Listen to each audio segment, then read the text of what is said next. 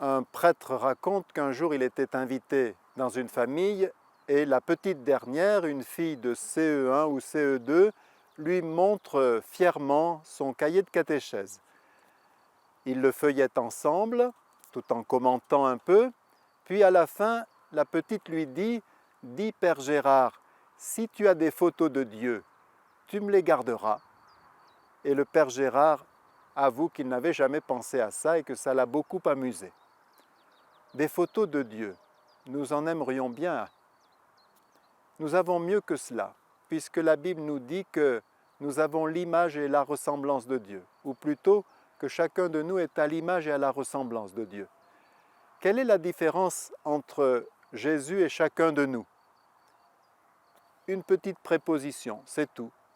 Même pas avec deux lettres, avec une seule lettre, puis un petit accent grave. La préposition « à ». Nous sommes à l'image de Dieu et lui, il est l'image de Dieu, selon l'Épître aux Colossiens. L'Épître aux Hébreux dit même qu'il est l'effigie, le resplendissement de la substance du Père. Et saint Paul, va même jusqu'à rappeler qu'en Jésus réside corporellement la plénitude de la divinité. Le Père Gustave Martelet, un jour dans un cours de théologie, voulait nous redire cela et il nous disait que Jésus est vraiment l'alpha, c'est-à-dire le début de tout, le prototype, le premier-né, le premier de la série. Il nous disait, vous savez, Adam n'est que alpha prime. Et un élève astucieux lui a dit, Père, vous devriez dire que Adam est bêta. Oui, ça veut dire la deuxième lettre de l'alphabet grec et ça veut dire aussi un petit peu sot. Au fond, on peut dire que le jour de notre propre baptême, il se passe ce qui arrivait autrefois lorsqu'on développait une pellicule photo.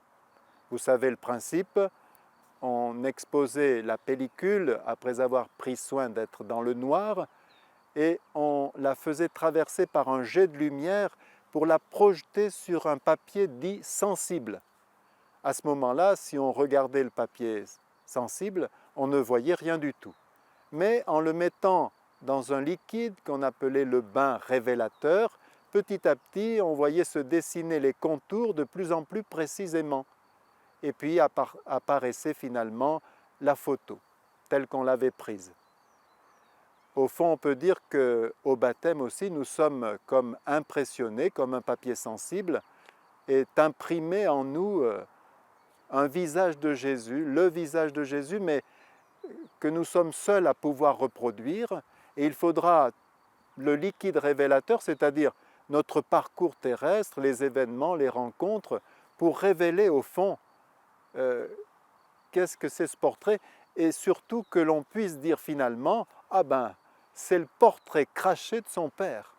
Il lui ressemble comme deux gouttes d'eau. Au jour du baptême de Jésus, vous le savez, l'Esprit Saint apparaît sous la forme d'une belle colombe.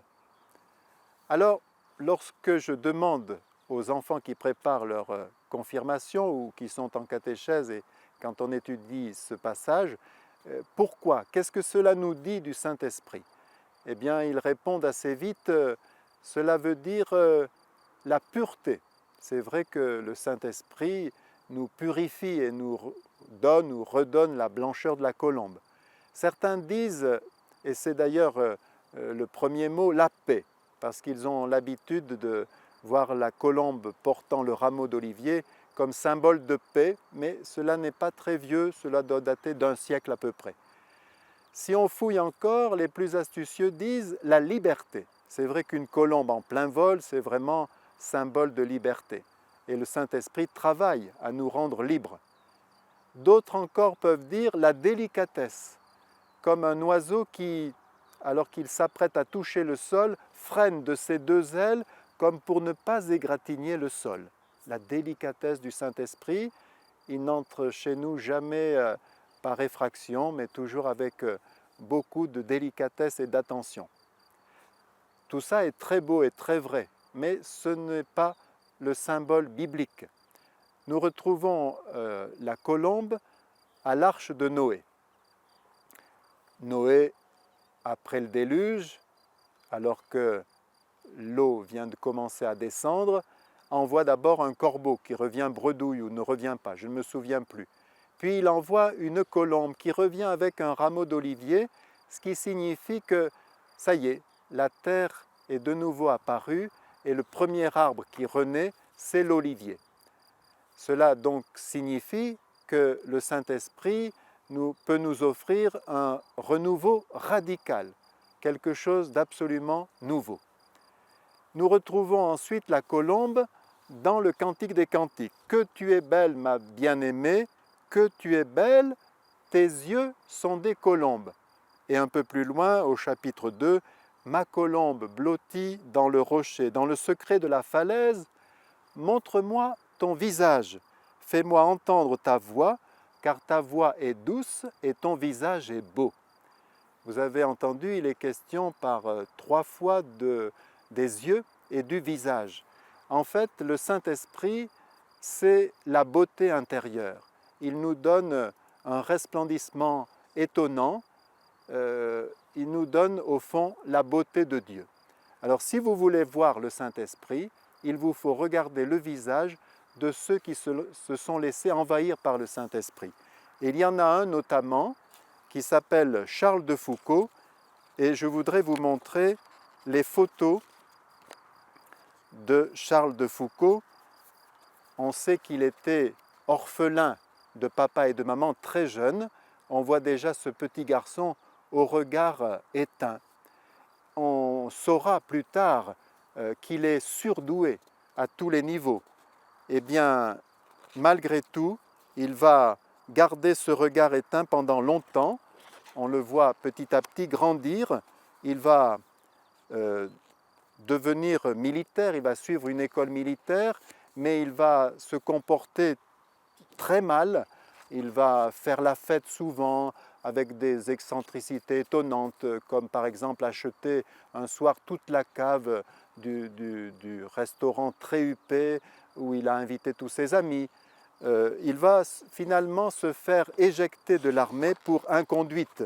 On le voit sur ces photos, il grossit beaucoup, il ne tient pas compte de sa santé au fond ni de sa réputation. Mais quand il va savoir que son régiment est mobilisé pour le Maroc, il va demander sa réintégration, l'armée va l'accepter, il va partir au Maroc et là il va être très impressionné par les musulmans et leur façon de prier sans respect humain.